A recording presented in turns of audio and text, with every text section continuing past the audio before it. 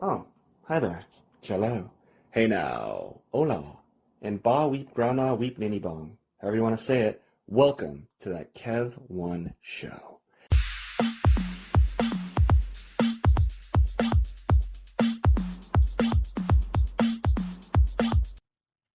My first guest tonight is a brilliant graphic artist, prolific stand-up, comic, and unofficial blues brother. He's a production artist on True TV's Impractical Jokers, fresh from rapping Goonies in Agony from Galaxy of Film Productions. It's my pleasure to introduce Chris J Sorrentino. Welcome to the show. Hey, Joe, thanks for having me. This is gonna be a fun time. Oh, hell yeah. Hell yeah. Oh, man. And on that Kev1 show, we like to shed a little light, little known facts for interesting characters and such. So we'll get to Impractical Jokers and some of your bigger stuff, but I do Mhm. know that you are a super real Ghostbusters fan. And I appreciate Yeah, that, because man, I saw the 80s, 90s, and all that jazz. Can you elucidate to some of my fans what that means and how that started for you? sure. Well, I mean, fan is like a loose term. It's kind of more of an obsession at this Yeah, point. I didn't want to say it, but yeah, Yeah, it's very impressive no, though. it's all right. Thanks. Yeah, you know what? Real Ghostbusters is something near and dear to my heart. Like not my entire life because I was born in '78. So Hmm. so yeah, so like I had a couple of years before Ghostbusters came out, and Mm-hmm. believe it or not, when the film actually released, I remember I was graduating kindergarten. It was 1984, and my parents. I'm raised on films. I raised my kids on film. Oh yeah, Like, yeah. We're the same. We're the like same with that for sure. And that's the perfect age for yeah, you to be seeing that because you had, it's one of your core memories. Obviously, you had the wherewithal. You knew what was going on.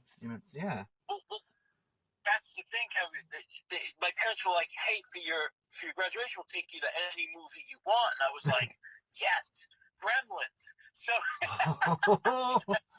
I saw Gremlins, which came out like the same day, and I'm a huge Gremlins fan too. But then throughout the course of that summer, I wound up seeing Ghostbusters probably like 20 times in the theater, and it just like that started it. But then when the cartoon came out, that was a whole different, Dude, ball of yarn. I remember that so vividly, and I was such a fan of it. So yeah, that's one of the reasons I reached out to you when I saw on socials like all this different real Ghostbusters stuff that you had. Oh my God, I love the animation from it, the voices. I still Me remember, too. and I remember it from like when it aired or reran or whatever from TV. So I didn't see it a bunch more recently. Like you probably have relived it and stuff. But I remember the main villain was that jack-o'-lantern-y guy that was scary as hell. Yeah, Sam I Hain. I had Oh, so many of the toys. I know where my Ecto 1 is, complete with the swivel chair, on top. yeah, I Yeah. love that. I like then the newer movie in Airsoft. They kind of put like a chair shooting off the side, Yeah.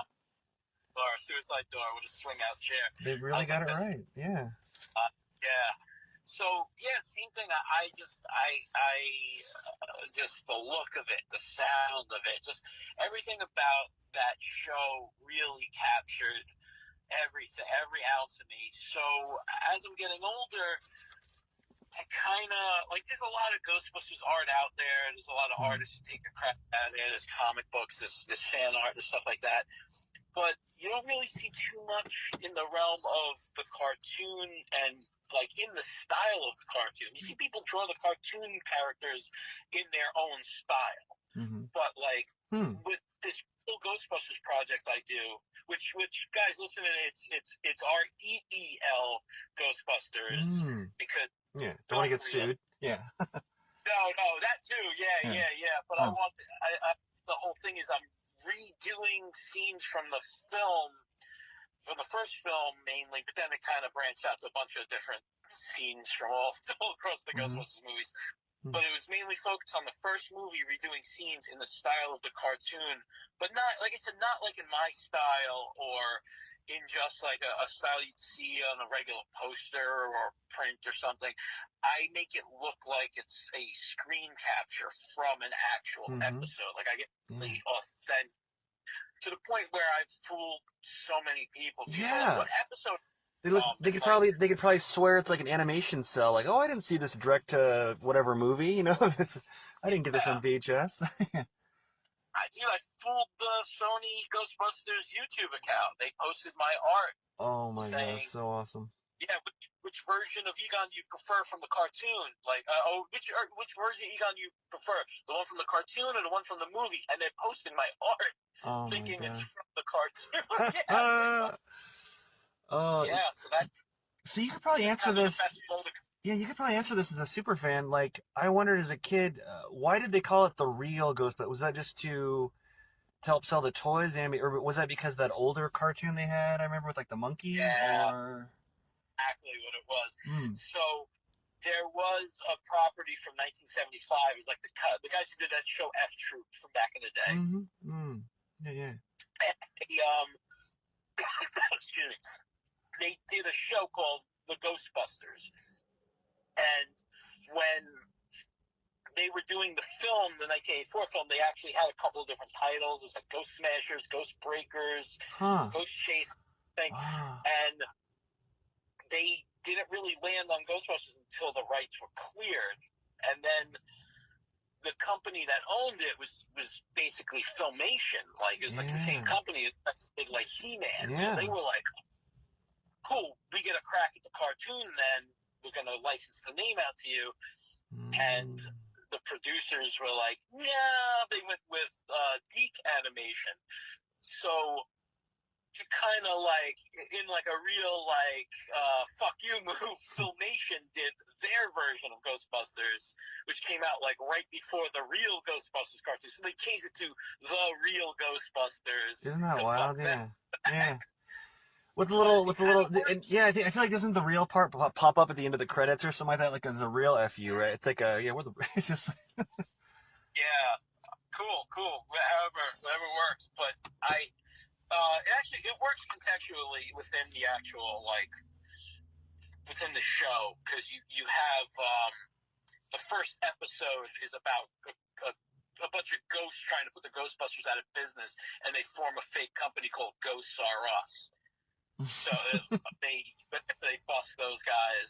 They're like, hey, everybody, we're the real Ghostbusters, all right? Not those guys.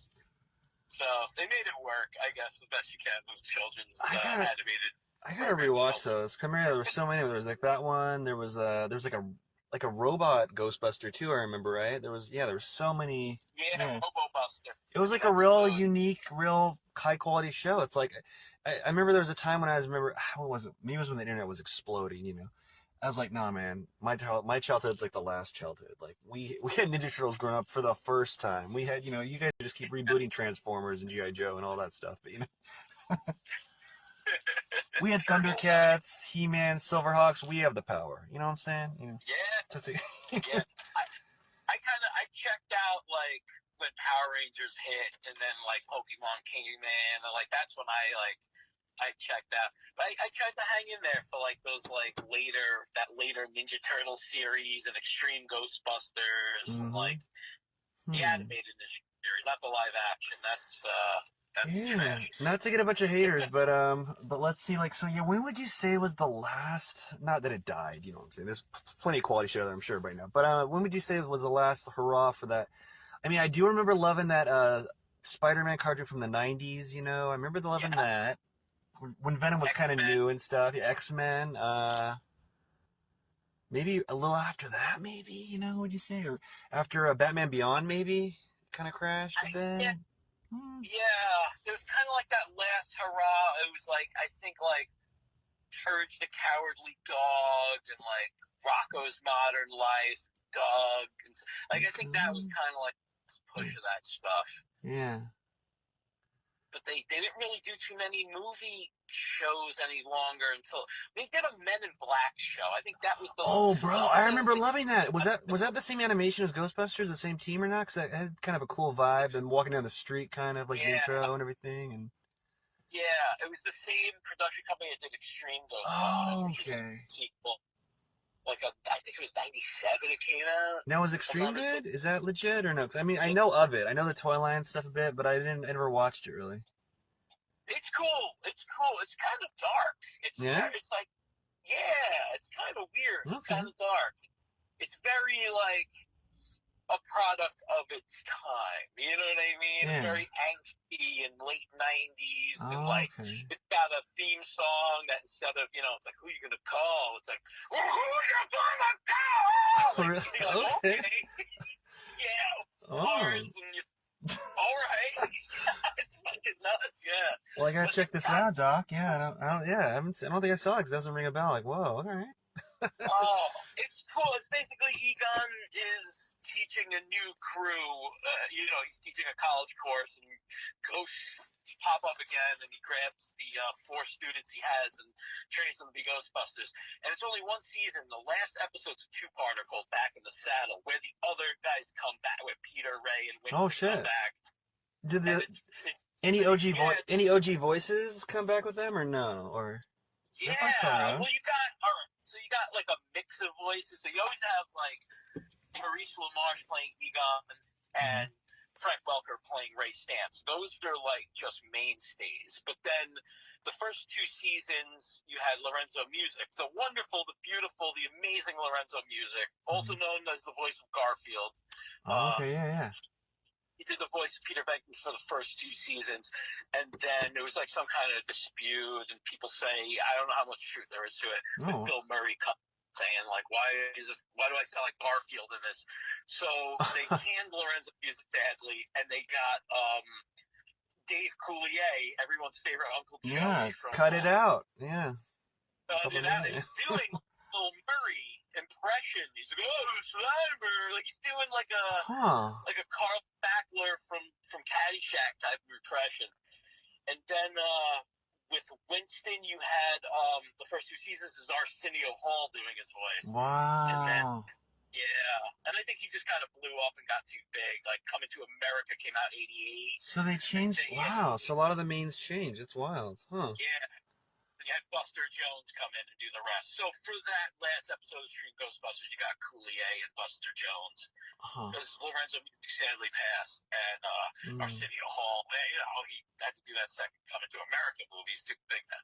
So, Yeah. Man, Arsenio. I saw him once when I was living in LA. I was with my girlfriend at the time, and we were in a car. I think we were in an Italian restaurant. We're in the car. We're gonna go in, and we were kissing really quick, so we're making out, whatever. We're kissing, and we look. When your spider sense goes off that someone's. You can tell someone's looking at you. You look. It was literally. I shit you not. It was Arsenio Hall. He was like probably on the sidewalk or that far from the car, but he was smiling. It was like a friendly smile, but it was it was like that that Arsenio look he does where his chin's kind of down, like almost like a guilty smile, like oh I see you. It was like it was Arsenio. It was really Arsenio fucking Hall. I'm like whoa, all right, he's giving it. Hey, true young love it, or whatever.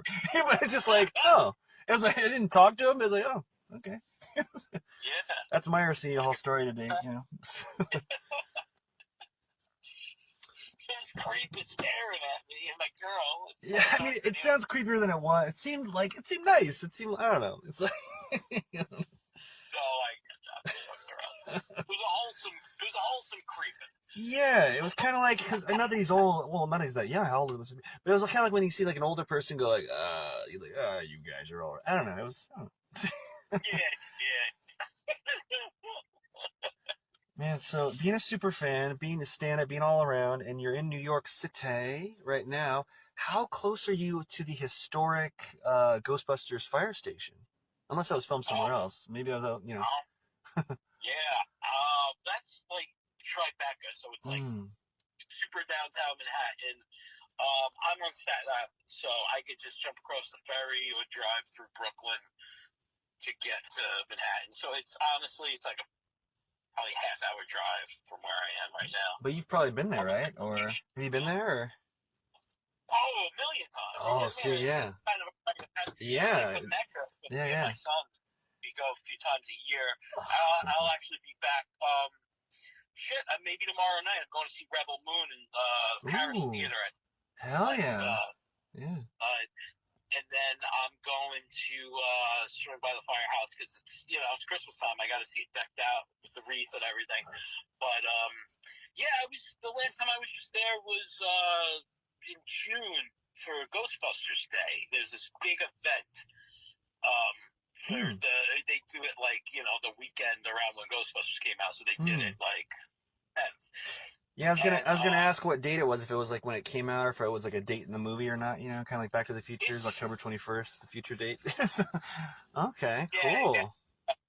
No, yes, the day it came out was I think June 8th, but then they, you know, they have the celebration on the 10th, and yeah, it's everybody gathers at the firehouse, and I actually did like an exclusive print for it in conjunction with the Buffalo Ghostbusters, with that crew. But then I'm also part of New York City Ghostbusters. I went up doing some work, an exclusive print for them back at Comic-Con, New York Comic-Con in October. But yeah, like, dude, they had 2 ectos. They had a 2016 ecto. They had a 1984 ecto. They had the Alessi brothers who sing "Saving the Day." They did like an acoustic set. So good. Yeah. A couple got married, it was like a Ghostbuster wedding. It was fucking nuts. And then afterward, like 100 people, we went like on a scene tour. Like we just went to the the New York Public Library, and then, the Champiet building, and like all over the place. Like, wait, the what building? Now the building you mentioned, is that the one maybe like where? What did that double as the hotel? Where they go in, or is that Dana's apartment? What building is that? Yeah, the hotel is the Biltmore, I believe, in LA. That's called in LA. That's in LA, and the interiors of the firehouse are shot in LA, in an old abandoned fire station. You see that station, I think it's 34, 35, if I'm not mistaken. You see it in a ton of movies. It's in like The Mask and like Big Trouble in Little China. It's in like a ton of movies. But yeah, the exterior is the only, you know, thing that they use in New York, and it's somehow more iconic than anything else. It's crazy. But a lot of Ghostbusters is not shot in New York. People don't realize that. It's mainly shot in LA. It's all those exteriors shot in New York. Like when you see like in Ghostbusters 2, they're running around. It's all kind of in the same area. It's all like right in like Battery Park. Yeah. That's insane. Man. And is that when you went most recently for Ghostbusters Day, was that when you were dressed as the Blues Brother there that day? Or because you legit live that life. You are legit like an unofficial Blues Brother. Yeah, I kind of weirdly joined the ranks. I become friendly with Jim Belushi, and he gave me the blessing on my name. I go by Baby Belushi when I'm out there cosplaying. And he gave me the. And I actually, weirdly enough, back in May, I was contacted by Jason Reitman's people, Sony, his casting people, and they asked me if I wanted to read for. There was a role. Reitman's shooting a movie called The Wolverines, and it's about the first night of SNL, the first broadcast. And I had read for the role that like 2 days before writers went on strike. So this was like May something, and then I don't know if the production's back on. I don't know what's going on with it now, but I ran into Reitman in like August, and we couldn't talk about it. He was a very nice guy, recognized me, and I was like, good, okay, you watched my tapes, all right. Well, yeah, bro, you gotta send that email or message or however you're talking to him, bro, because squeaky wheel. I mean, the strike's over, so I mean, you know. Yeah, right. Man. Ooh, that's awesome, bro. Yeah, you got the look and definitely the vibe. So man, man. Yeah, thank you, man. I'm trying. It's the only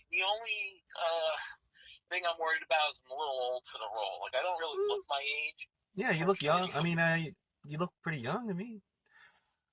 Thank you. I somehow do. I'm just like one of those dudes who doesn't really age much. But you know what's funny? I finally made it where I don't ask ages, because I remember when I'm born and raised in Portland, Oregon, but when I moved to LA for acting, I remember I went to my first Hollywood party, and I apologize to any viewers because I probably said this on 3 different shows already, but maybe I haven't. But when my first Hollywood party, talking, everyone's going all cool and chill, and I literally just talking to people, And so I don't know how it came up organically, but how old are you? You know, after they said their birthday was covered, why I asked, you know, and you could hear a pin drop.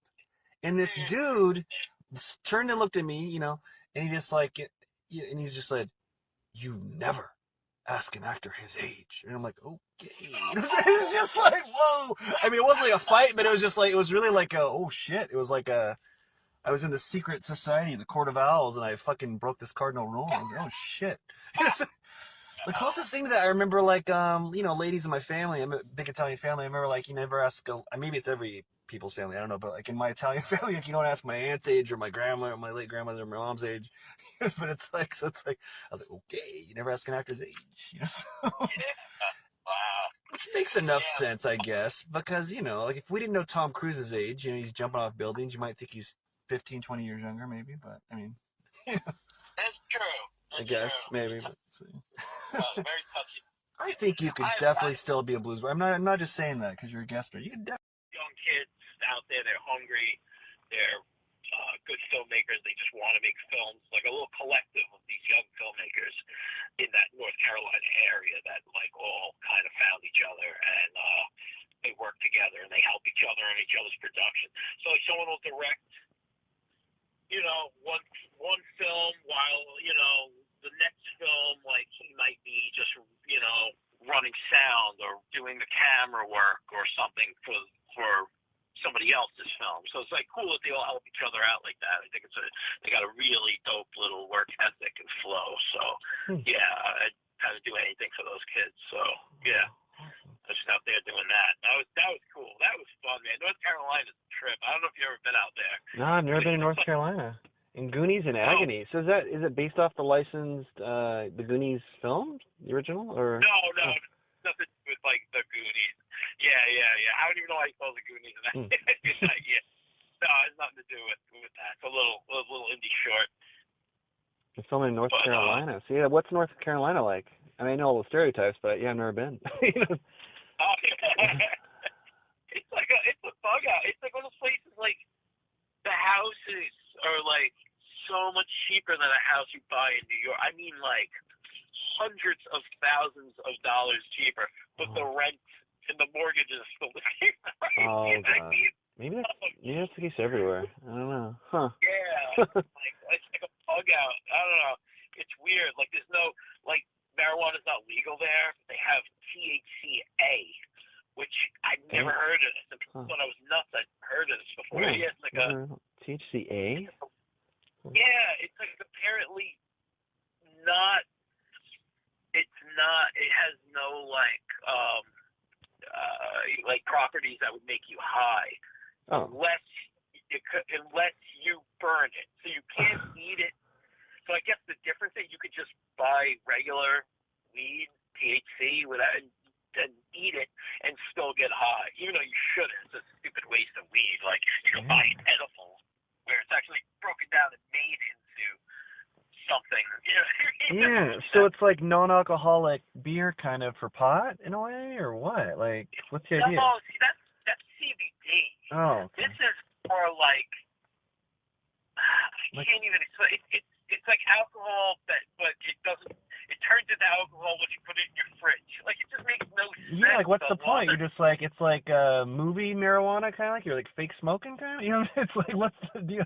I get no, not munchies. even. It does get you high. It's just you have to. It has to be carboxylated, which it has to be just transformed with fire. Is basically all that means.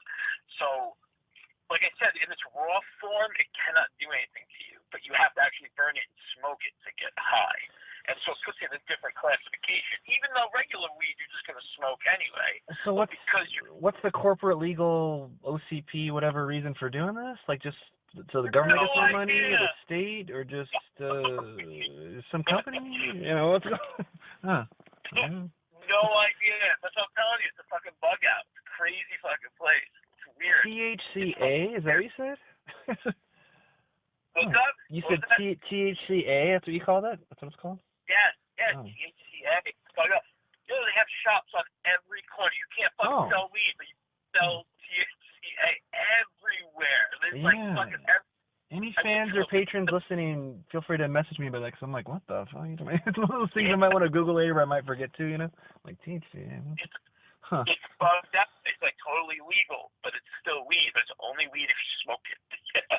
And so there's like a bunch of colleges there. I ran to like this pizzeria called Gumby's. My buddy Max took me there, and they had like a stoner pie. It's straight up called the stoner pie, and it's like got like fucking mozzarella sticks and fucking French curly fries on it. I'm like, this is the craziest, but you can't smoke marijuana. You got the stoner pie. I'm like, this is crazy. Huh. All right, North Carolina. I had a ball though. Yeah. I had a ball. All we did was drink fucking beer and smoke this bong. All So besides that, what's the general vibe in North Carolina? Is it kind of more West Coasty, more kind of country, kind of? No, it's a weird scene. I don't know, because I was just out there for the shoot. Mm-hmm. I didn't really like get to hang out. I didn't really go to like a bar or anything like that. You didn't hang with the natives? Okay. No, but generally it was very poor, and like a lot of panhandling, like coming up to your car at every red light. You come get gas. You have 3 guys come up to you. So like I don't know what the social situation is like. So like at least the crowd I was with, like people kind of like hanging out at each other's places. So it looked like nobody even had money to go out. Yeah. But you know what's funny? I thought for a minute, it might sound controversial, for like when COVID started, when everyone had to be 6 feet apart and masks, and everyone, no one saw anybody, or talked to anybody. I almost was like, whoa, at one point, because Portland was pretty panhandling centric, for a while. I was like, whoa, panhandling's over, because there's no way, you're not even talking to, people or salespeople or touching the screens and plastic screens for your cashier and shit. And like, so you're not talking to like, someone homeless and touching their hand. Like, no way, right? But I think it's slowly kind of coming back, but yeah, big time. For a second I was like, oh, that's interesting. Yeah, no, there's huge swaths of the public that were not following any kind of protocol.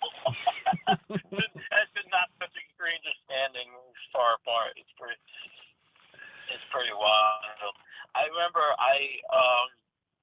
during the pandemic I met up with my weed dealer to pick up weed. I go in his place. I'm wearing a mask. He's not wearing a mask.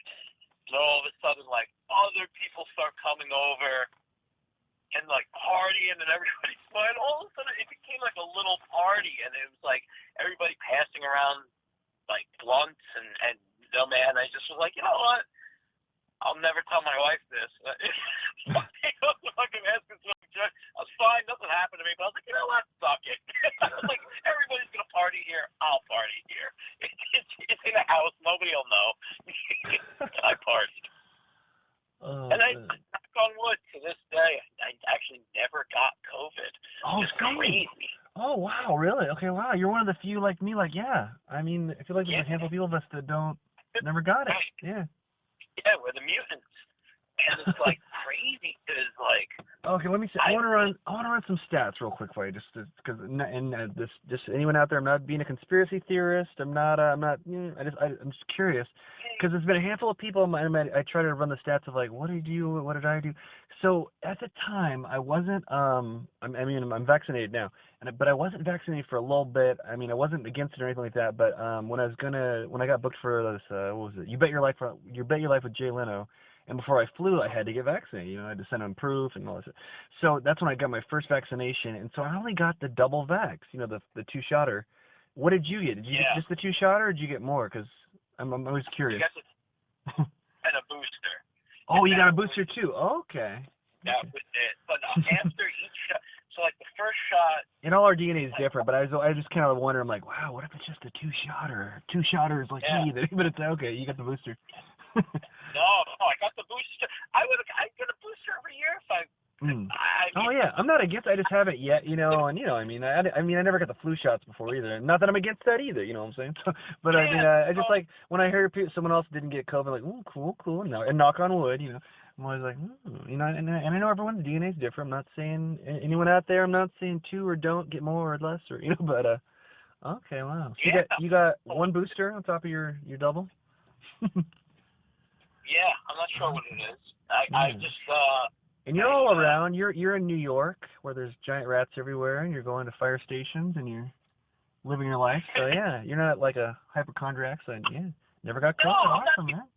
hey, I look like John Belushi. I'm not like, Yeah. you know what I mean? Like, I don't know what it is, and I fucking, dude, I'm like right after the pandemic, I'm out in fucking Anaheim Yeah. at a big Star Wars convention, and I'm smoking with random people. Mm-hmm. I'm just out there getting bombed, like smoking and hanging out, and like taking. I don't know how the fuck it skipped me every time, but Cool, you know. look at that.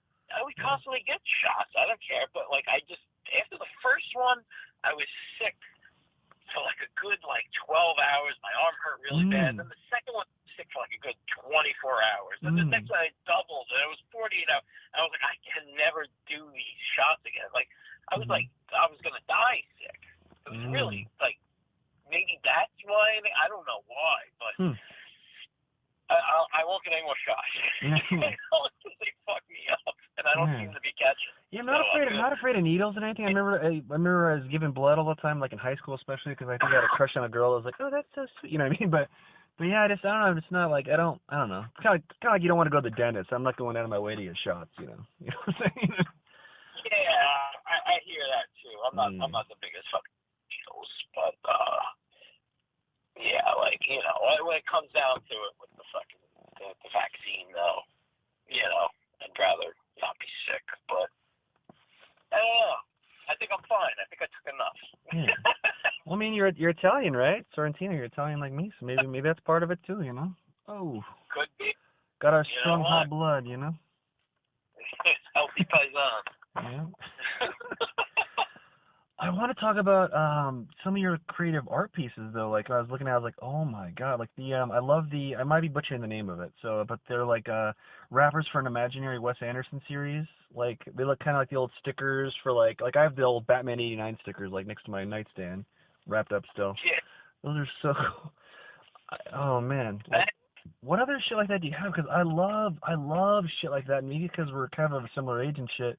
Like I always imagine extra media for toys and stuff. I remember like imagining like you know, back when arcade games were a little bigger, I used to imagine like arcade games with movies that never got made. And I think even when I watch like, you know, when I watch like a comic book like Benji show on like Netflix or something or whatever, wherever, I always imagine like a comic book cover for each episode, you know what I mean, type shit. So it sounds like you're kind of wired the same way. Yeah, I get that. Yeah, you know what? Well, obviously the Ghostbuster stuff, it's, you know, like a movie that's never been made kind of deal. Well, I've been working on this thing. I haven't finished it yet, only because it's just this time of year. I get a lot of commissions before Christmas. Oh, really? A lot of art stuff. But, and like, you know, a lot of art I got to pump out to make money and stuff. So I just put like this new print out based on the Ghostbusters 2 card. I don't know if you saw that.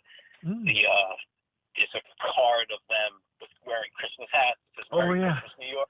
Yeah. Behind the scenes. I did a version of that. I just finished. I just dropped it yesterday. And, yeah, it's already, like, it blew up. Like, I did prints really quick. I haven't even got the prints sent to me yet. And, like, I sold, like, probably half of my run already. I'm like, all right, cool. Oh, man. But Ghostbusters News just blew me up a little with it. So I was like, all right, cool. But, yeah, if you get a chance, check that out. It's pretty dope. But, and you have that Ghostbusters, the actual one with the Christmas tree pin, right? I saw that. Really cool. That was done for New York City Ghostbusters, yeah. But I'm working on this thing. It's called Disneyana Jones, and it's like fake movie posters of Indiana Jones in different Disney World rides. It's like it's like Indiana Jones and the Enchanted Tiki Room, Indiana Jones and the Pirates of the Caribbean, like, you know what I mean? Oh, that goes together good too, yeah. Yeah. Space Mountain at all? Or It's a Small World, or no? Maybe? I was thinking of those too. But, like, It's a Small World, kind of like, almost like a Gulliver's Travels, like he's tied down by all these different little Mary Blair-style children from all the nations.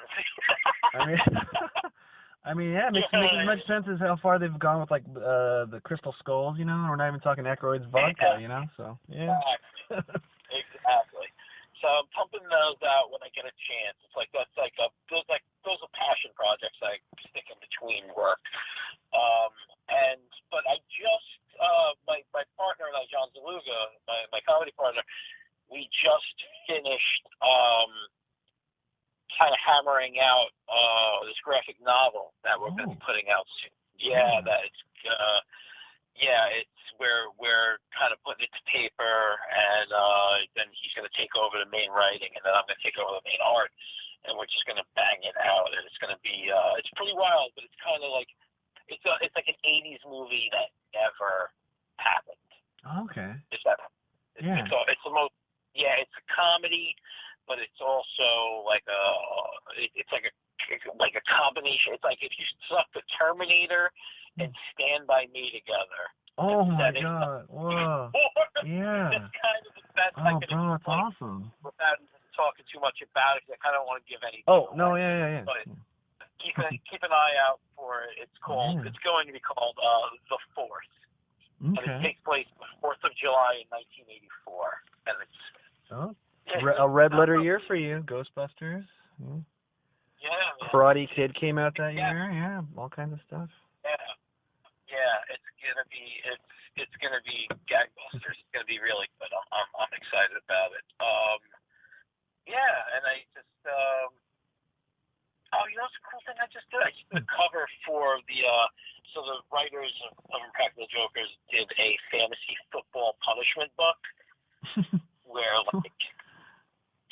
so it's like the guys who actually like write the punishments for the Impractical Jokers came up with punishments for like, you know what I mean, like you're losing to your friends you're playing up against. So it's like really fucked up shit that they make you do. Really? It's like a Impractical Jokers level punishment. I did the cover for that. That was a cool project. I just wrapped that up.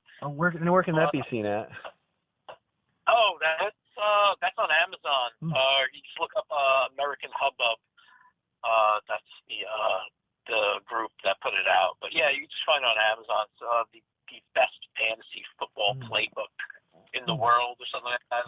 But it's pretty wild. And where's the best place for fans to buy some of your art and stuff, like directly from you? Oh, just right on my site, pizzaplasm.com, or you go to chrisjsorrentino.com or realghostbusters.net. It'll take you to the same place. But Pizza Plasm, 3 Z's, PIZZAPLAZM, like the old ectoplasm toy, the old slime. But yeah, you can buy prints. I sign them, send them out to you. You could buy T-shirts. There's a link to my T-shirt shop from there, and you could also contact me directly through there and commission me to do work. I do commission, so anything. I can draw anything for you. People, you fans, you guys should do that before he gets too big. You know? Right. At some point, I'm gonna have to be like, before you don't deal with the plebeians directly, you know. You know what? A dream is to just have enough of income, basically retire, so I could just draw everything that I want to draw for myself. Because I draw a lot for other people, and it's great money. But you know what I mean? Like, it's like, you know, I want to draw my stuff. Definitely. So that's what's cool about doing this comic book too. It's all my stuff. It's stuff I'm co-writing with my best friend of over 25 years. John and I love him, man. He's my brother. We go back a long. We started this podcast, Super Live Adventure, 10 years ago, and it's we just wrapped it in August. We wrapped it so we could finish this comic book. So we did 10 years of this show, and it's completely insane. I suggest listening to it. We have the Jokers on. We have people from the Practical Jokers on. We have other guests. We have Laura Summer, who played the voice of Janine from the Real Ghostbusters. Oh, hell yeah. That's a huge thing for you. Wow, yeah. Yeah. We have some cool people, but it's not even really an interview show. It's just conversational, like improv comedy, but it's real filthy. Oh, yeah. Real, like, you have a guy who calls up and just farts on the phone, like real crazy shit. Real unrated, real kind of OG Howard Sternish, maybe? Yeah. It's kind of stern. I mean, we don't get racial, like, stern, you know what I mean? We're not into that. Yeah. But, yeah, it's just fucking craziness. It's bizarre. I say give it a listen, because there's nothing else you're ever going to hear like it. Super Live Adventure. It's complete insanity, but it's the funniest thing you'll ever hear. I swear to God. And is that on Spotify, or where would we find that?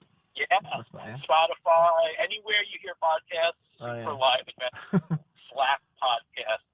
I'm serious. Listen to it. If you don't think it's the funniest thing you ever heard, write me a message and tell me I'm an asshole. I'll take it. I'll eat that shit. I'll grin. It's fucking bizarre. It's great. And you're having aren't you guys having a Christmas special soon, I heard, or? Maybe. We don't know. Possibility. Okay. Yeah, I can't. Tonight I confirm. Yeah. Okay. But, yeah, it's good. With all these little side projects and all the pop culture-ness and the whole synergy of like our childhood properties and stuff like He-Man and all that, what would the quintessential Chris J Sorrentino action figure look like? Have you put any thought into that? Would it have a lot of articulation, or would it be like kind of a solid Playmates style figure, detailed? Would it have like a what? Yeah, definitely be Playmates. It would be like a Turtles figure from the original line. Like but that's that first wave. I'm not talking Shredder with his shirt off and like. Yeah, where he couldn't move hardly. Yeah. What was that? Where he couldn't move hardly, where he just had his arms kind of stretched out, where he's almost like a. I remember that. I remember, yeah, it was Shredder, the first Shredder, or the only one that I recall that I had. I was kind of let down, like, what the hell? He's kind of like hunched over, right, with his one arm out. And I was like, what is this? Just a model? Yeah, it was skinny waist. You put that belt around. Like, I'm not talking about that wave. I'm talking about like the later, like Muckman and Joe Eyeball. Oh, okay, yeah. Like, you know what I mean? Like that wave, like that type of sculpting put into it, where like a guy's got a fucking like bug running up his arm and stuff. You know what I mean? Like those weird things to put to the sculpts in those figures. Like what was it? Was it Ratman, or what was the guy's name? There was like the kind of dumpstery guy. The Rat King, yeah. Super detailed. I love he had like a dead cat wrapped around him, didn't he, or something? Yeah, like a dead cat belt. And had a grab hook that was like three rats with their tails tucked around. Yeah, it was amazing. I was like, whoa. Yeah. Go for it, man. Yeah. Swing around on that. Go for it. It was cool. It's like kind of like how you're always creating something. I wish I could draw like you, like envision stuff, even how like an artist would draw stuff. So I remember like I was in like grade school and I was like, what kind of Spider-Man toy would I want if I made my own toy line? What would they look like? And then I saw Eric Larson's art, this comic artist who did like Savage Dragon and stuff. And like I was like, when I saw that, I was like, that's Spider-Man. And the Spider-Man figure would be like a Playmates model. I always remember that after I saw that. So, yeah. See, with Spider-Man, I'd go more with like the G.I. Joe, those like O-rings, you know? Yeah? Like those Okay. Because those had the most articulation. Like as a kid, at G.I. Joe, you could pose them and do anything, man. Like I used to love G.I. Joe specifically for that. But yeah, I would say just like the Playmates Turtles, like that style. Gnarly, big, chunky looking 5-inch toy. Like that. That's how I want to be represented. That's the way. That's a fun way to go. Now, what accessories would come with the Chris Sorrentino figure? Oh man, I guess a proton pack just to keep it. With the squiggly, with the OG squiggly laser coming out of it, like in the old figures, or kind of a unique, different one, like from the cartoon. No, because you know what, man, those ones, like you couldn't fit them in the Ecto one. So Good point. Yeah. Like as a kid, I wasn't so much more of like, I'm gonna play with my toys and they're gonna walk around and do like a whatever together and like make a movie. Like I was like setting them up and then you like I would have loved like you open up the back of the Ecto and it's just like all four fly it out, yeah. journey. Well, yeah. Like, I would have just done that all day, back and forth, back and forth. Like, that would have been me. Like, that's how I played with my toys. I would set them up real cool and then, like, play with the features like that. You know, I mean, they wouldn't go off on an adventure. I would just get, like, real micro with it. And those fucking packs weren't fitting in there. Like, it's cool. Guys make custom ones. They're, like, 3D printed where they look like they're from the cartoon. They don't have them. For the figures? You know, for those figures? Or just, Yeah, those figures. Hell And they have the same back clip that will pop in. I remember I loved all those toys. I didn't have the whole collection. Like, I had the whole Masters of the Universe line for a while. I don't think I had all of them after a while. Like, some of the Snake Men I didn't have. And like, I think I had the whole Superpowers collection to a point. But yeah, Ghostbusters, I didn't have all of them. But yeah, that went on and on. I remember, like, I had some of the, even like the, what was this? They had a Scaredy line or something like that where they had an action thing where their hair shot up and their eyes jutted out. And Janine even had like a pink jumpsuit for being a Ghostbuster. So, yeah. That was fun, man. That was a cool line. Dude, yeah, man, I'm telling you, man, we had like the last childhood. We're like, you know, I mean, yeah, the cartoons sell toys and toys that sell cartoons, but there were quality cartoons and quality toys, you know? It's kind of like, it wasn't just, I wasn't complaining. No. I'm like, I don't understand what like, oh man, all right, you can't do this. You can't put out these cartoons that are basically toy. Why not? It's what I wanted. I loved all of it. I was like, yeah, you know, you read once in a while, like some 14-year-old kid fucked his teacher and like she's going to jail. You're like, why did somebody write this out? Yeah. Now, this kid is having the time of his life. Nobody thought this was wrong. Dude, yeah, man, I feel like I'm slightly over but yeah, I feel like the whole kids and teachers thing, like I was a little bit right after I graduated and stuff, because there was a couple times where I took 4 years of Spanish. I ditched school most of 2 of those years of the Spanish or something like that, and like so like Miss Ayala, she was so hot and kind of like gave me a wink. I'm like, I think I could have tapped that. I think looking back, it was like. Pick yourself. My first crushes were like these teachers, you know, Miss Harris. I mean, it's like, do I have a shot? Because I remember like there was some like, I don't know what it was, some anniversary dinner for something, and it was years later. I think I was in high school finally, and she's like, oh, you look so handsome. And I was like, oh really? You know, but it's just kind of funny. And now, you know. Yeah, I would have fucking I would have been the king of the world. Man, like, you know. I would have been complaining to anybody. Oh, hell no. What these fucking so you want to have a show called Silverhawks and then sell me toys called Silver? Go ahead, fine. Partly metal, partly real. Yeah, fine. Go for it. I'm not complaining. What was that knockoff with like the fish? Oh, it was the tiger sharks, I want to say. Hold on. Oh. It was so obviously come from Silverhawks, but you know, it was obviously inspired by them, but it was like even more short-lived and. Oh those were like Ninja Turtles things. I mean, not street sharks. I'm talking about like they were the same mold as Thundercats with like, and you flip their heads or something. Oh, I don't know.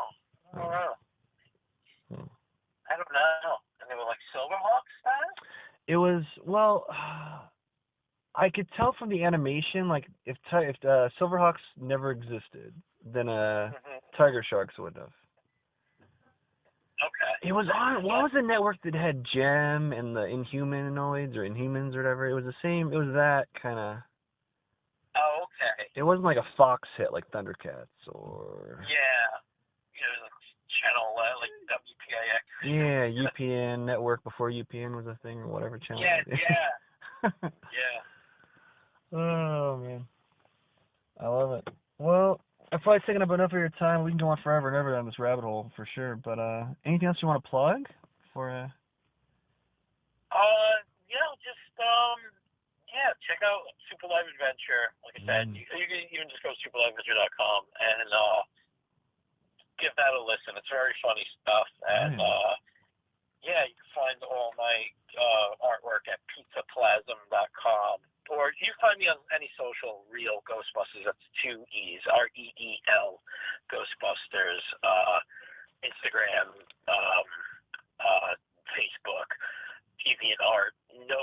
longer X or Twitter, whatever it is. I'm off. Yeah, you know what? I never had Twitter, so I'm like, I just never need it. And then when X was a thing, and I think I saw something saying X, and so I think I have an X, but I don't. I never used it, so it's like I kind of don't. You know, I don't know. Yeah. It's all trash. It's all fucking trash. It's just destroying our minds. But that's a whole other conversation. Yeah. Yeah, that's all around. Before we get older and date ourselves further, you know. Yeah. Like, you gotta be a blues brother. I'm trying to become Wolverine or Shipwrecked in a G.I. Joe movie, so let's keep it young. Cause lest you ever say an actor's age, you know, something like that. It's like, okay. I mean, it was really like a pin drop, and I'm not kidding. So. That's great. All right, man. Any big holiday plans or anything cool? Yeah, just gonna hang with the fam. You know, here in New York City, it's always a good Christmas. Like I said, we're gonna try to get up and see the tree, go see the firehouse tomorrow. And always, I have a weird tradition where, like, a couple of days after Christmas, I go to Museum of Natural History. I take whoever wants to come, my son, my wife, whoever's going to come with me. They're not going to come with me. I go by myself. But the Museum of Natural History, for some reason, it's like my place to be right after Christmas. Huh. Yeah. So no particular reason, just your spawn, huh? Yeah. Oh, cool. I just really enjoy it. Yeah. Wow. Yeah. Oh, that's nice. Cool. Keep it cerebral, you know. Yeah. All right, man. Well, it was a pleasure. I'm so glad we finally did this. Yeah, thanks for having me on. Yeah, man, it's an honor. I can't wait to hang some time in the flesh and collaborate soon, you know. If you came to Portland, there was like a couple like city liquidators they had for the longest time. I don't know if it's an exclusive from them, but they had like a life-size Blues Brother figure. You definitely would buy if you saw it for sure. Oh yeah. I've seen them around. Yeah, those are fun. Yeah. Oh god, I don't have the space or anything like that. It's like adding 2 more people into your house. Oh my god, yeah. And the bane of us collectors, you know what I mean? It's like crazy. Yeah. Just stick them on my roof. That's probably the best thing to do. All right, though, brother. Thanks again, man. Yeah, thanks for having me. Anytime. Yeah. Happy holidays, Merry Christmas, all that fun stuff. You too, man. Oh, we'll check out your stuff and talk to you again soon. Thanks. Cool. All right. Night, bro. Peace. And that was the eclectic Chris J Sorrentino. Check out all his stuff. He's practically an Impractical Joker officially. Technically a blues brother, and he's a real double E Ghostbuster. Check out all his stuff. Enjoy, love it, live it. You know I do. And after the break, get ready for our next guest, who's really cooking. This episode of that Kev One Show is dedicated to Andre Brower.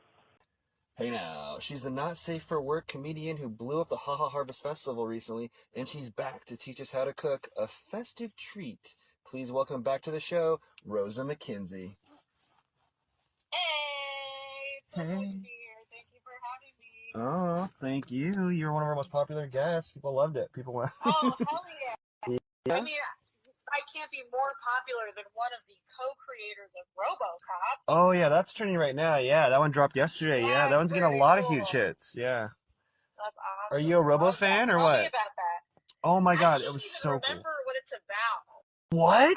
Really? Oh no hate on that. But you don't remember? You just know of RoboCop, obviously, because he's freaking RoboCop. It's like he's Batman essentially. Right.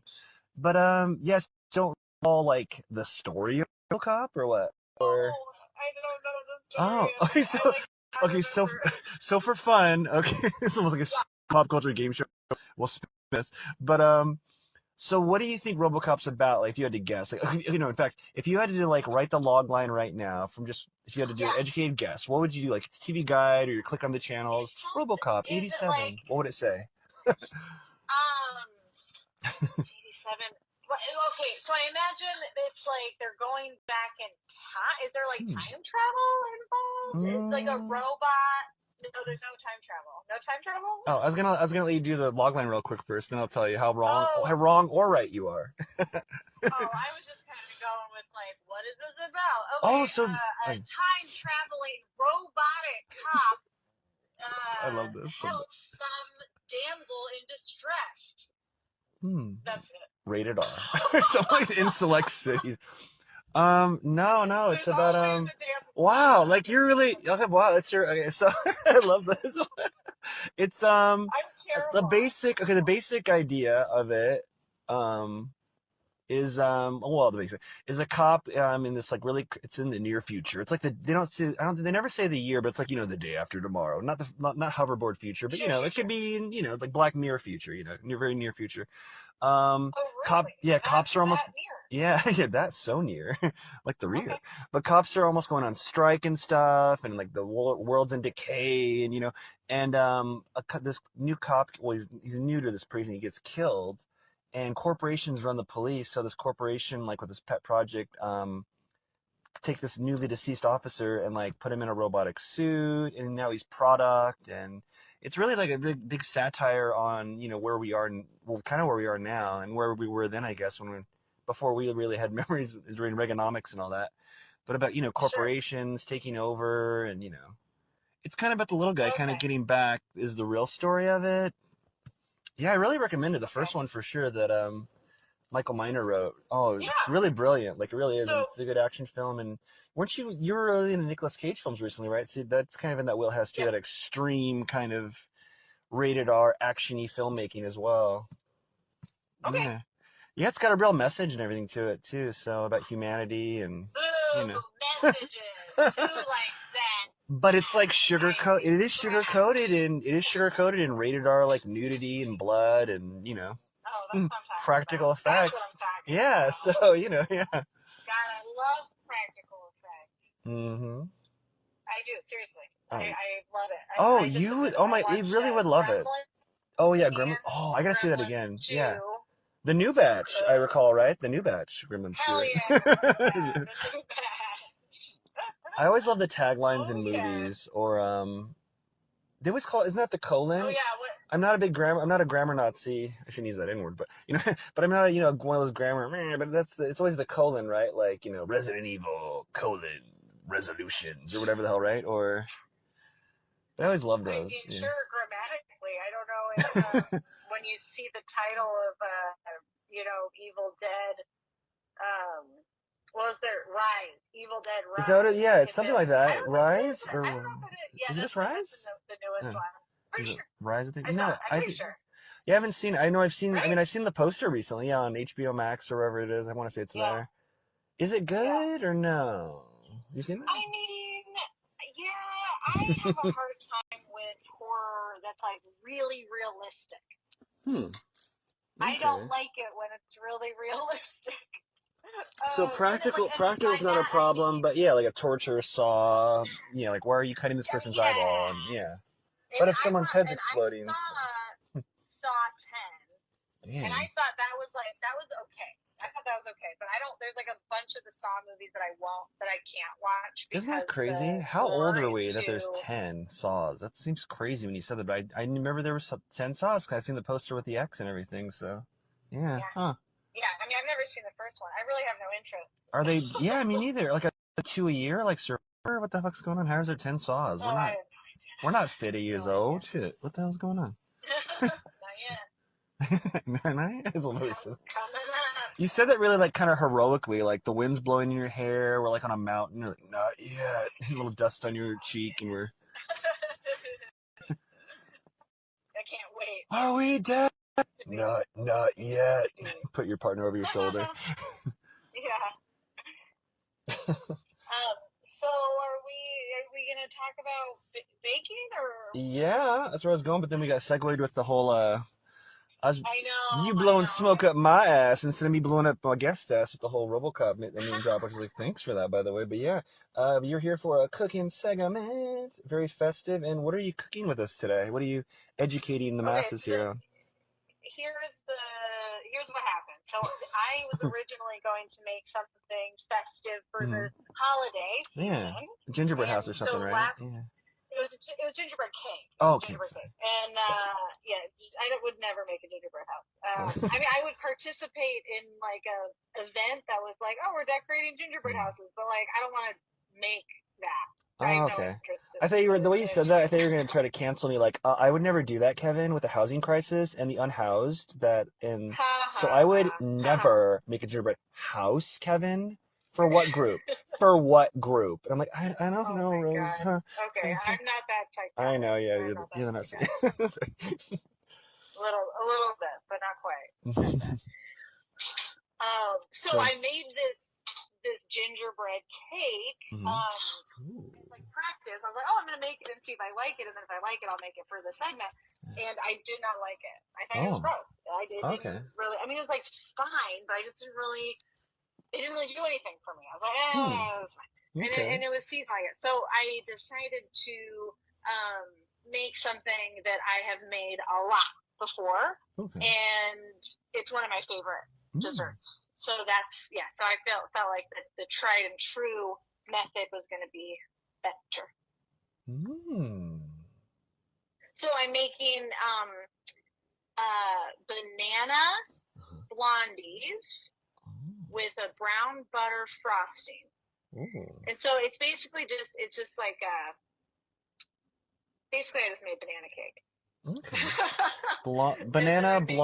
Banana blondie, you said? Or yeah, you know what a blondie is? It's like instead of a brownie, it's a blondie. Oh, okay. So it's like there's no chocolate. Oh, okay. Very cool. Yeah. So when you say blondie, is it vanilla or no? Is it? Yeah, I mean, it's like vanilla-ish. Yeah. Okay. Very awesome. All right, so where are we at exactly? And feel free if I just ramble on this or that, feel free to interrupt me. Like, Kevin, I'm cooking. This is a very important part of it.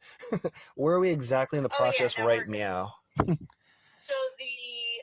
cake came out of the oven, and it is cooling. It looks very yummy and kind of golden brown on top.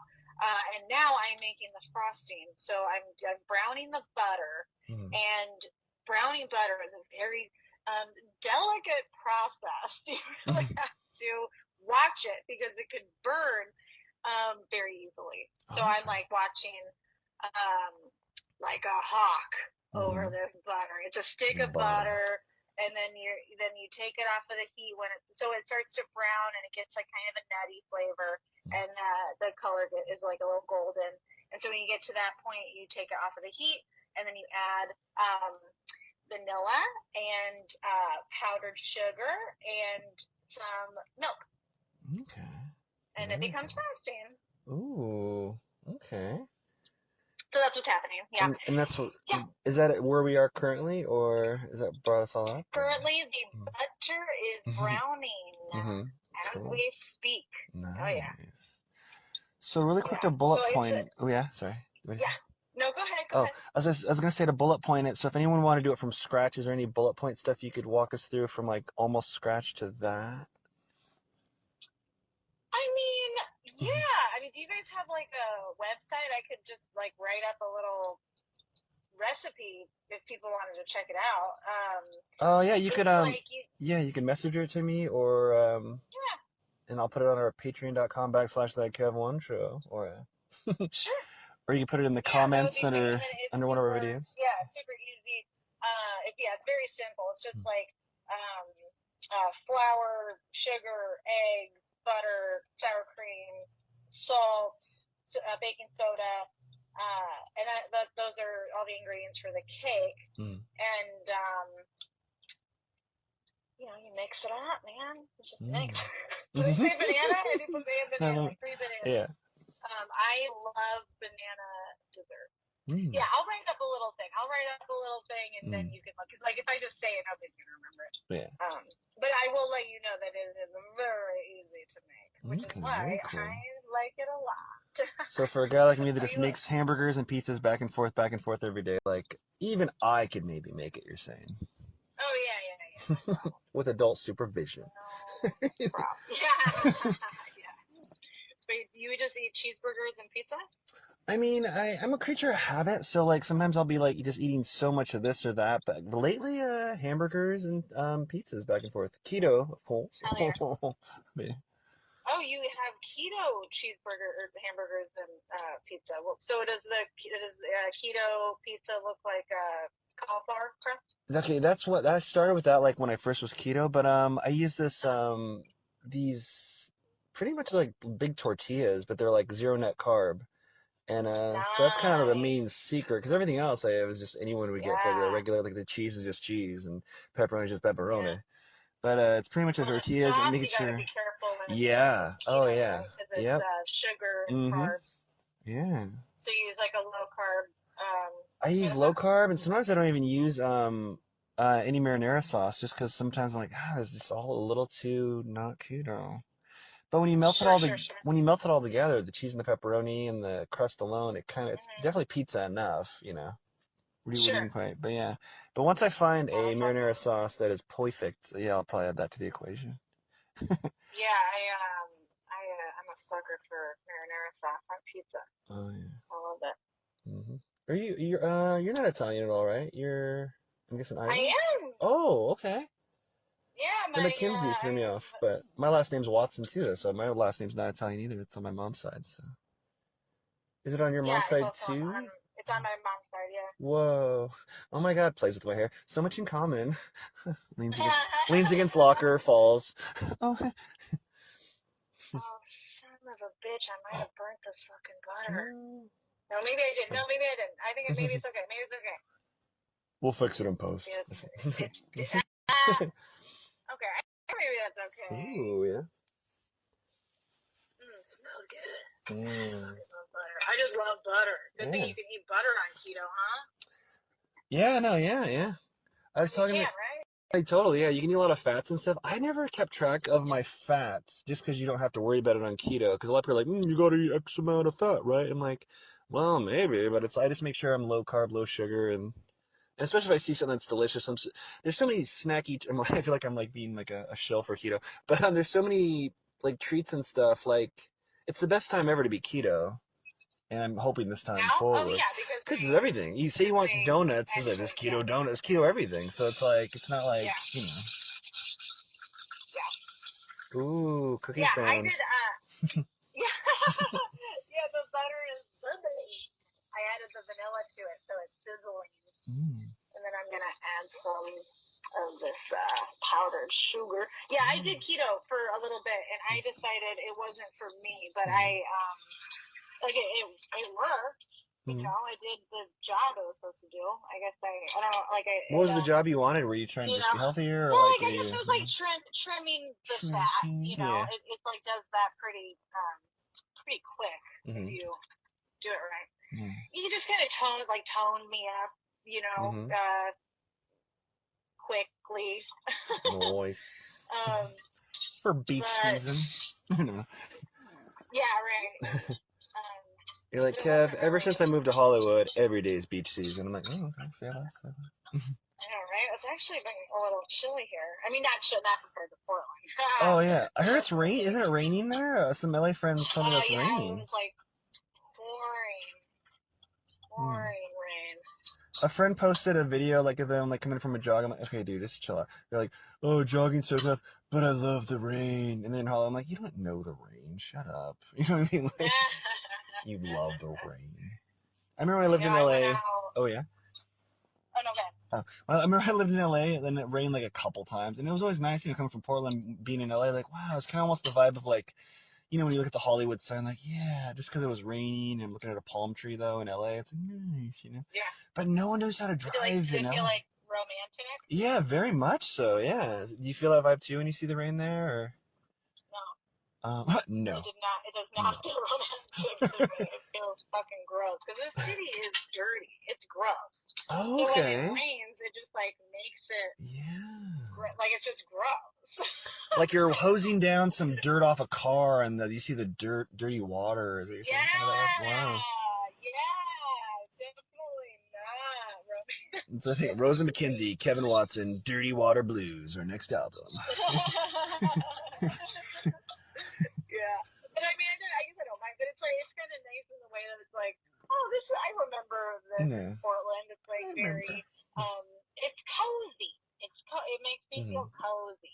Well, it might feel good for some out there because it's like actually cold instead of like, I remember when one of my Decembers there in Hollywood before I came back to town here in Portland, like I was almost feeling like it's probably dickish really, but I mean honestly, but I was kind of like not like how dare they celebrate Christmas out here, but it almost seemed kind of like a weird slap in the face that they have like little fake frosted glass in the windows and Santa's everywhere with this outfit. I'm like, Santa would be like sweating his balls off if he was in LA. Like, what has happened? I don't know.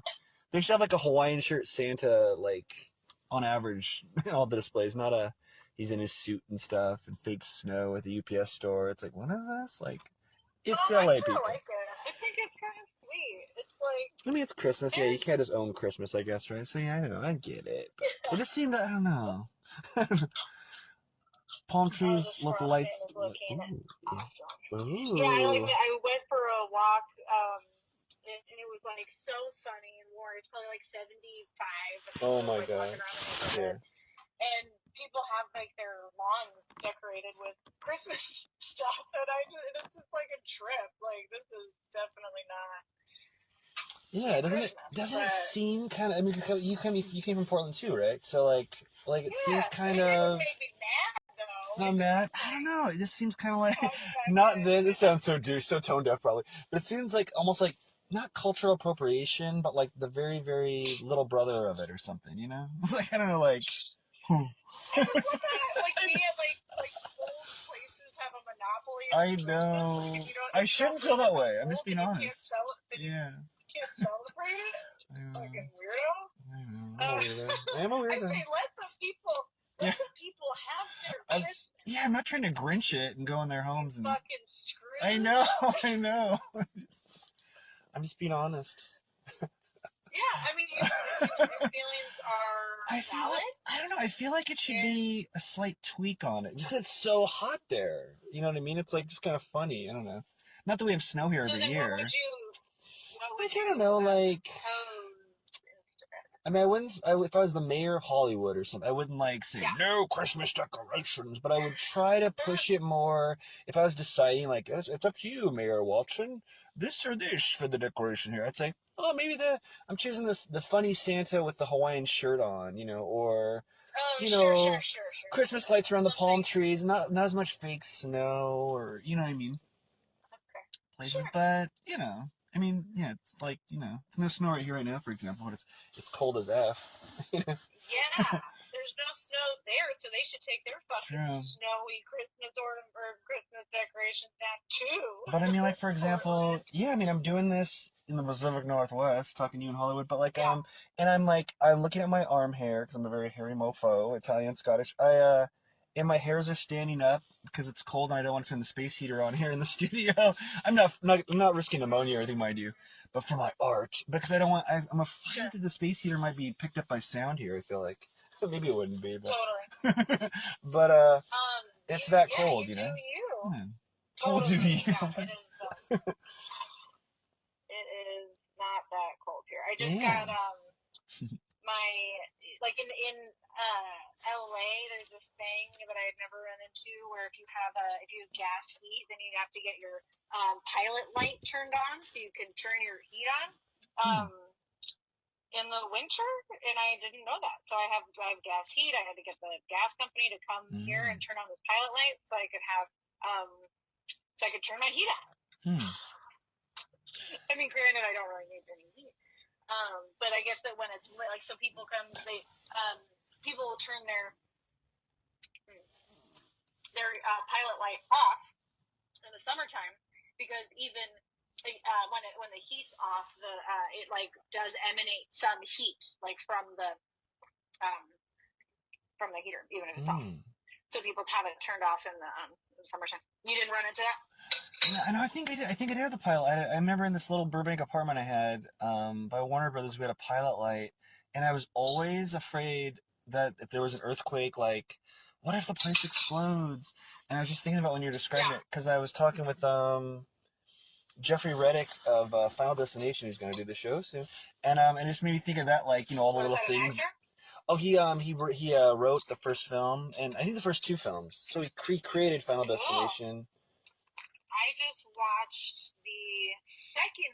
I think it was the second one. Which one's that?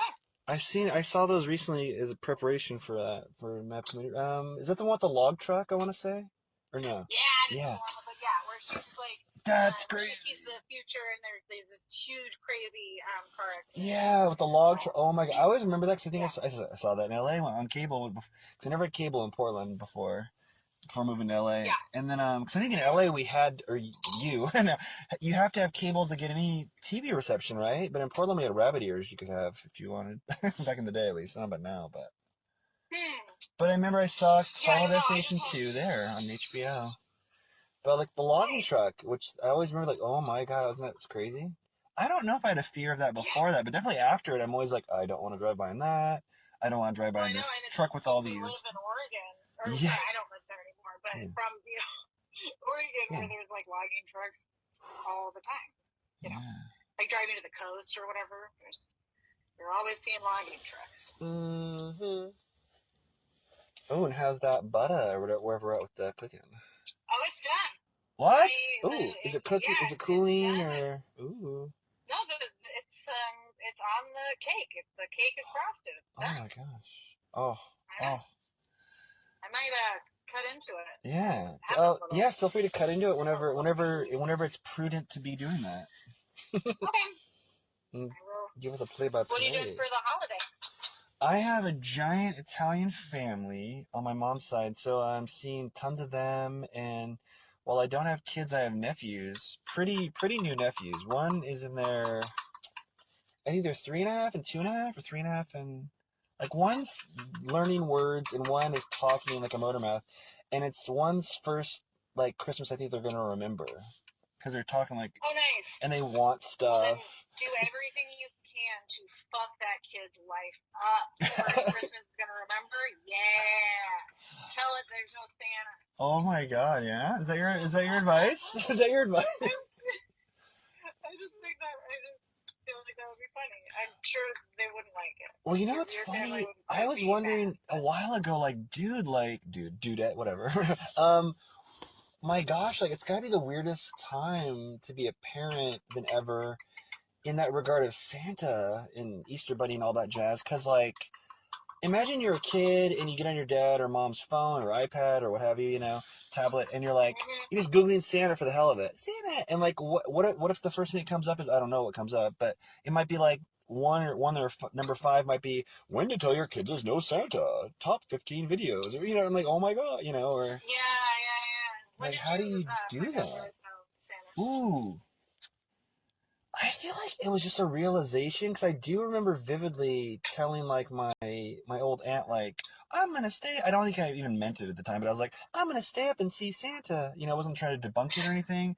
And I remember I almost feel like in my mind now, I feel like I was too old at the time. I was probably 8 or 9, or I don't know. Did you still believe it at age 10? But I think I just knew one year. I don't remember a moment where I was like, oh my God, or what? I don't remember the moment. Like if I saw it in a movie or a sitcom or, no one sat me down and told me there wasn't one. What about you? Do you recall when you realized there was? Yeah, someone told me there was no Santa. It was like another kid. Like couldn't wait. Oh my God. Get up for just ruin it for everybody. Oh my. I was probably like 7 or something, and I was like, nuh-uh. Yeah. Yeah, because your mom or dad wouldn't lie to you. So. Right. Yeah. So that's how my bubble got burst. I almost. Okay, I'm eating a bite. First bite. It's entering Rose's mouth. Hit the tongue, taste buds. Oh my God. Crushed with the teeth. It's very good. Oh. Highly recommend. Ooh, describe the taste. Banana cake. I want to insert Danny DeVito from. I don't know if I have banana cake. What? I don't think I have. You never had banana cake? Well, I'm imagining what it would taste like, but it's not from a memory, so I don't think so. You know what I mean? It's like banana bread. But better because it's not dry. Cake, yeah. I feel like it's really hard to make a. And you said it was, and it's really buttery, right? It's kind of like a ooh. Okay. And when you said it was kind of burnt, I almost kind of like that. I almost kind of like things a little burnt, a little. So I almost imagine it tasting like really good to me. That's really good. That's really good. I'll send you a picture. Yeah, send me all the pics. Yeah, it doesn't like look that interesting, I guess, but it just looks like a cake with some frosting on it. Oh, cream pie. Cool. Kind of frosted, like drizzled or. I'll send you a picture. It's it's just slathered on there. Hot. Nice. Just slathered on there. That's how we do it. To go slower. Okay. Awesome.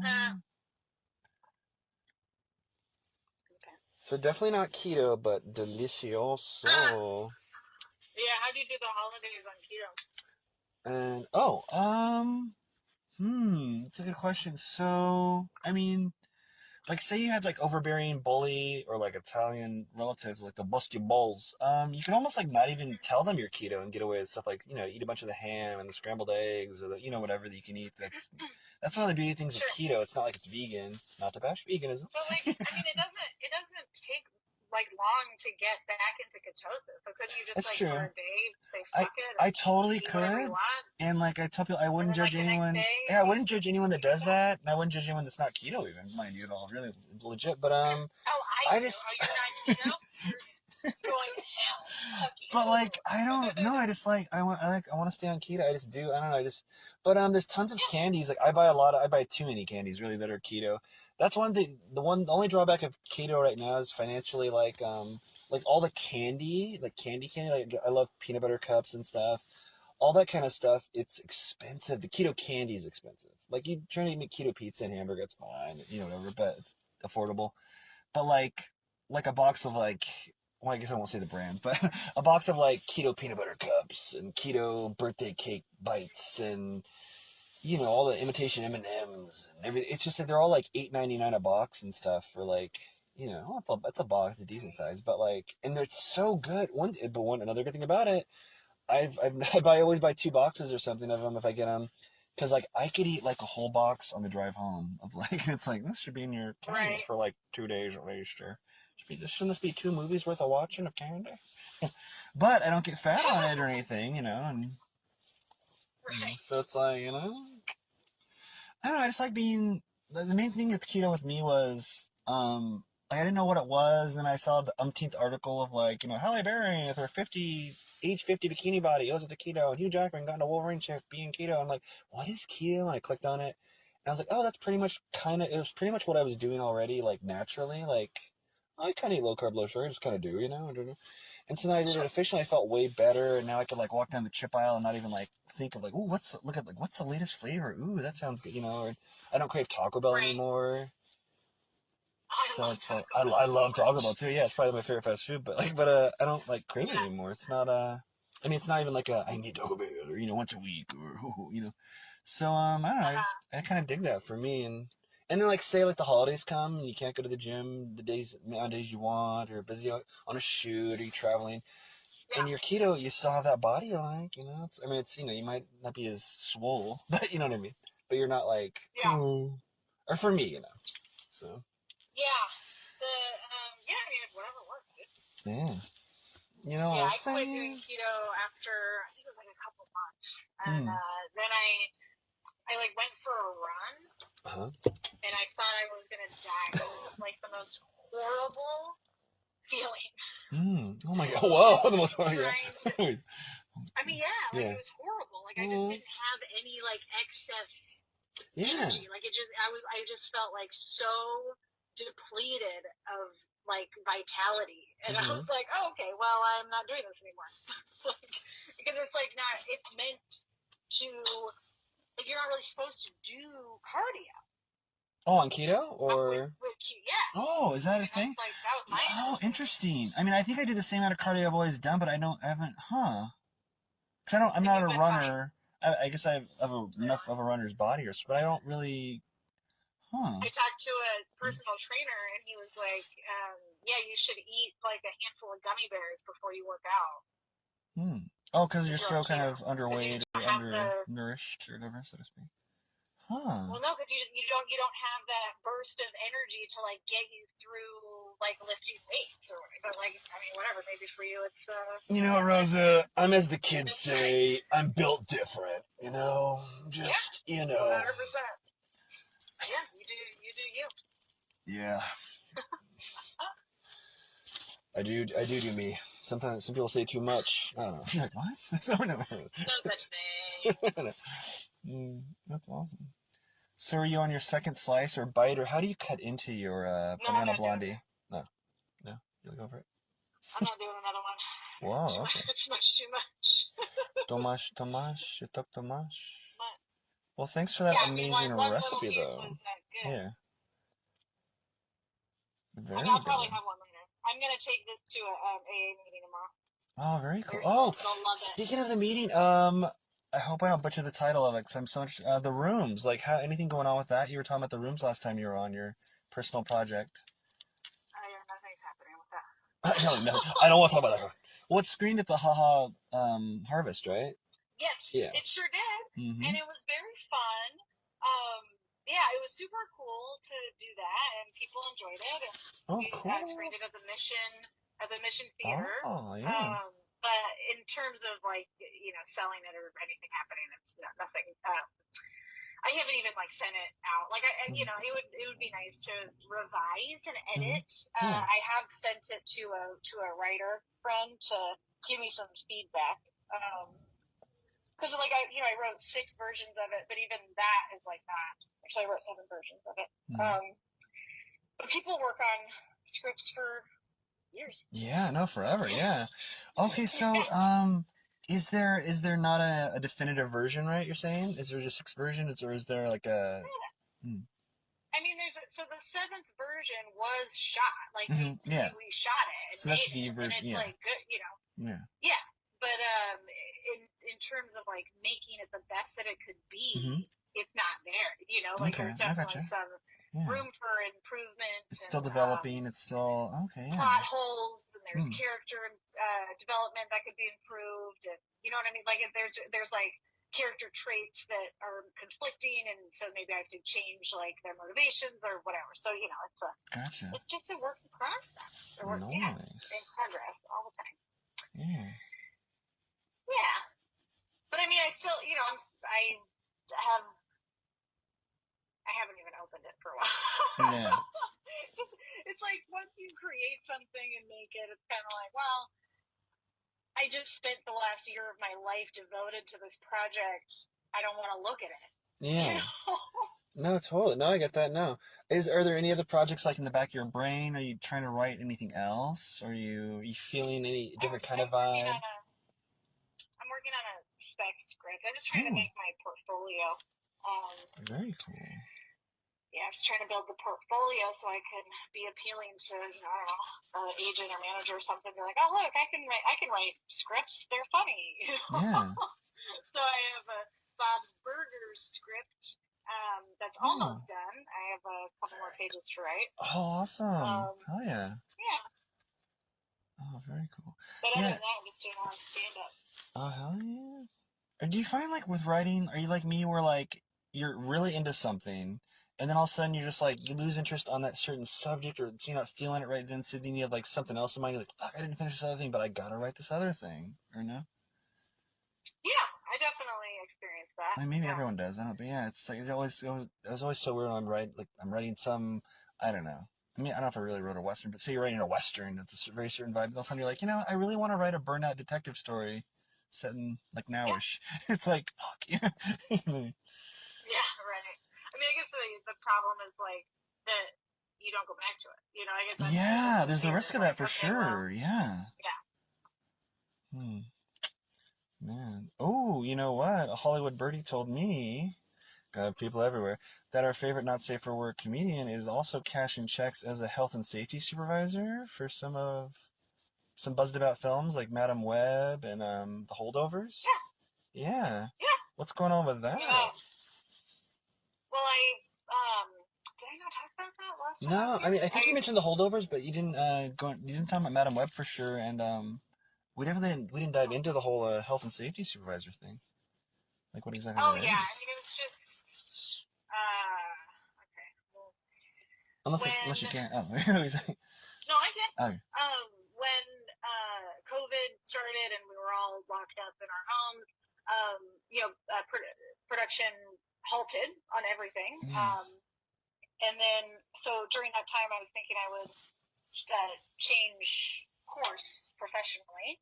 Because I've been working at Nike in their production department, and I was working for a local company, and I got laid off because they had to cancel all of their events because they were all public. You know, it was like they couldn't do anything, they couldn't shoot anything because everything was canceled. So I thought about changing it up, but then when production came back, they created this department where they needed to keep people safe on the sets and, prevent the spread of COVID. And it was still like new and there was no vaccine yet and like whatever. So I got hired on to do that. And then it just like snowballed and I went from one movie to the next to the next. And it was great. So I did Are You There, God? It's Me, Margaret. That's it was a Judy Blume book that they turned into a movie with who was it? Kathy Bates was in it. Benny Safdie, Rachel McAdams.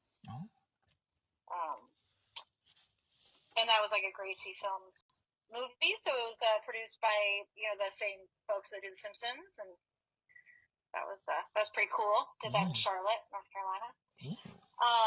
And then I worked on Hustle with Adam Sandler, his like basketball movie. Yeah. And then went from that to The Holdovers in Massachusetts. That was directed by cool. Alexander Payne, right? I want to say.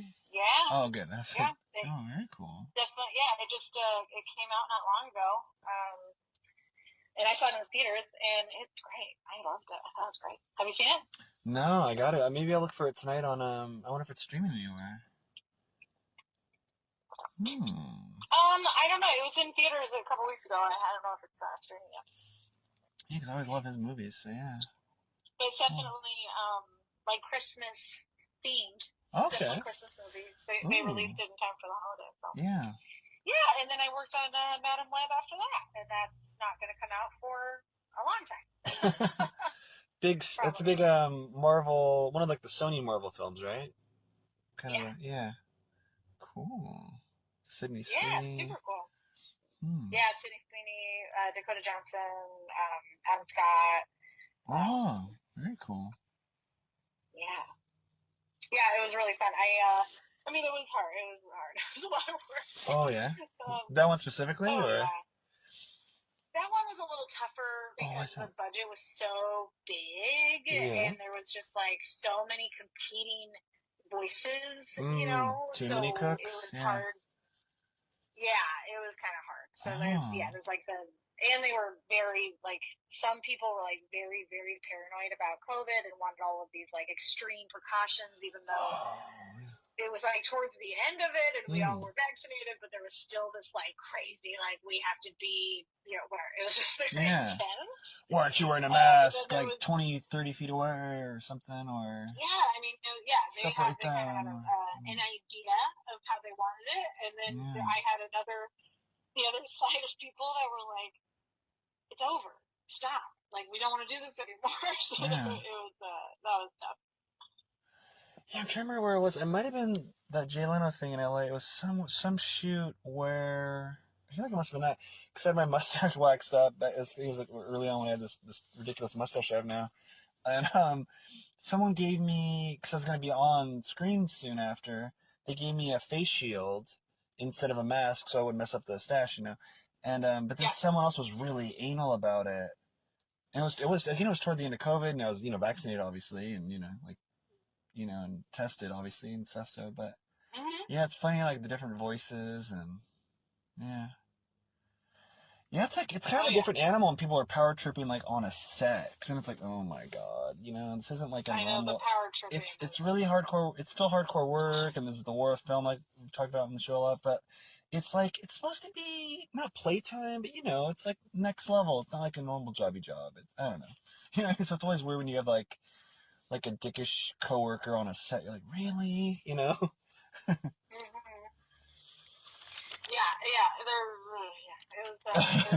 They're like, not naming names, but there were some power people in there. Yeah. Not everyone from Madam Web's getting a Christmas card from Rose McKenzie, you're saying? Not everyone. I mean, but it was just like tough on every movie because that existed on every film. There were people that were really hardcore, and there were people who didn't want to do anything, and it was just like constantly a battle between those sides from the beginning, you know. Oh Lord. Jeez. But yeah, it was such an amazing experience. I loved that I had a chance to do that and work with all those amazing people. Yeah. Oh. Yeah, we'll check these out. Huh. Oh, and any other gigs? You're talking about you're doing more stand-up. Any upcoming gigs you want to plug at all? Or? Yeah. You can? Well, what am I doing? I'm looking at my calendar. Yeah. January 12th? Nope. Oh, no. January 5th? That's what everybody says? No. Miss. Hit the battleship. Friday. Here it is. January 19th. Dude, that's my birthday. Oh, cool. Last day of the it's Capricorn, and on the last day of Capricorn on the Aquarian cusp. Cool. What are you gonna do for it? I think I'm going to. I think I'm gonna do something like I did last year, where I go to an archery place. I love archery, and do that, and then hit one of the many adult arcades there in town. You probably recall, where there's beverages and arcade games and stuff. Yeah. And we're like, wait, what are you talking about? And what kind of adult arcade are you going to? And maybe a couple of those in LA, different kind of thing. Oh yeah, and like so like ground control. Yeah, like a ground control type place. Yeah. Yeah. Well, that sounds very fun. Yeah. See. I was gonna say hit me up if you're in town, but you're gonna be in LA at a club doing that, huh? Doing a show, yeah. It's at a place called the Fourth Wall Comedy Cafe. It's in Hollywood. Starts at 8 o'clock. I will be there telling jokes. Hell yeah. I signed up for a groundlings class. Cool. Yeah, that's cool. So that's cool. Did you ever do that? I did Upright Citizens Brigade, and I went to the one on Franklin, kind of near that Scientology place. Unrelated. Yeah. Scene. But I think I've seen it. It's right by this diner that I like. Oh, cool. Oh, which diner? The Clark Street diner. Okay, yeah. It's on Franklin. It's by the Scientology Center. Yeah. Who knows? We might see you on a SNL or something like that, coming from Groundlands. So. I mean, probably not. But it's just a fun thing to do, and to exercise the comedy muscle. You know, it's like a different kind of thing, and I'm excited to.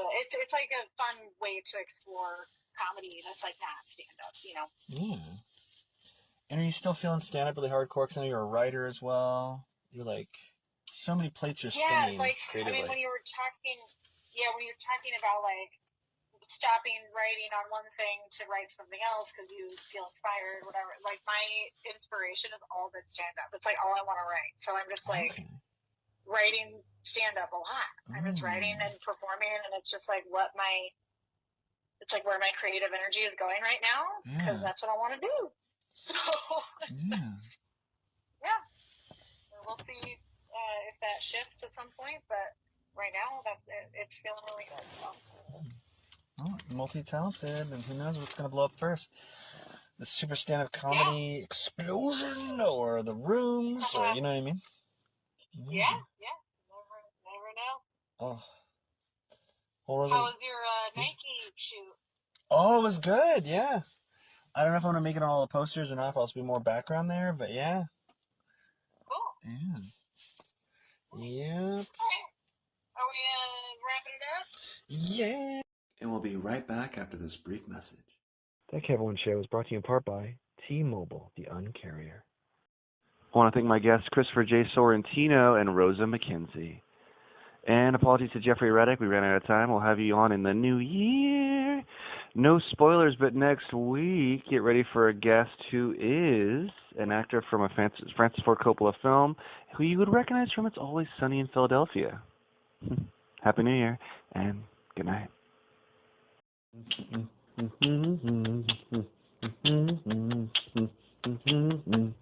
What's better than your favorite talk show? Well, maybe homemade delicious food, cold beer, or a drink of your choosing in a comfortable atmosphere. Well, look no further than the Boulevard Tap House for the world-famous fish and chips, seafood, all-around delicious menu with pizza, all kinds of food, wings, steak bites, anything you can imagine when you want to watch the big game or catch some live jazz if you pick the right night. Open 7 days a week. Go to boulevardtaphouse.com right now. I like to go to their Terwilliger Curve location. That's the home location for their not only their fish and chips, and they knew that they always used to give me Caesar chicken salad and wine. They kind of made jokes and made fun of me that.